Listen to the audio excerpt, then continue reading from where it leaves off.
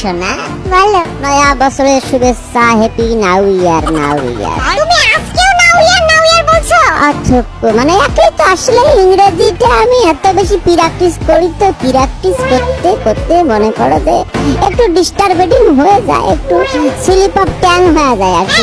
ডিস্টার্বেটিং সেটা আবার কি? হ্যাঁ, মানে ডিস্টার্ব সেইটাও বোঝে না। আই এম এ ইংরেজি পার্সন।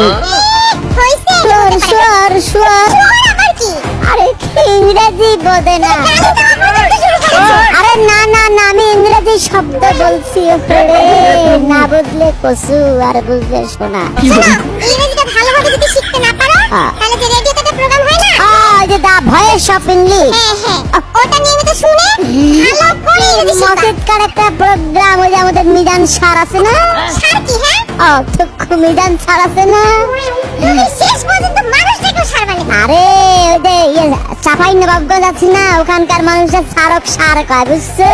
আমি তো চাপাই নবাবগঞ্জের লোক না। হ্যাঁ, পাশে আমার বাড়িতে হলো এই এলাকায়।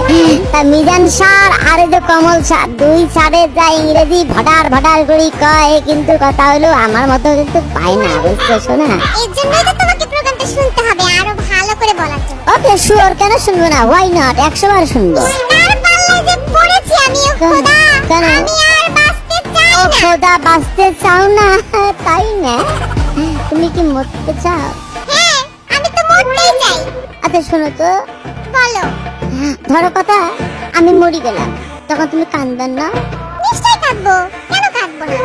কিভাবে কাঁদবে একটু বলো তো শুনি। কিভাবে কাঁদবো? আচ্ছা তুমি আগে মরে দেখাও, তারপরে আমি কাঁদবো।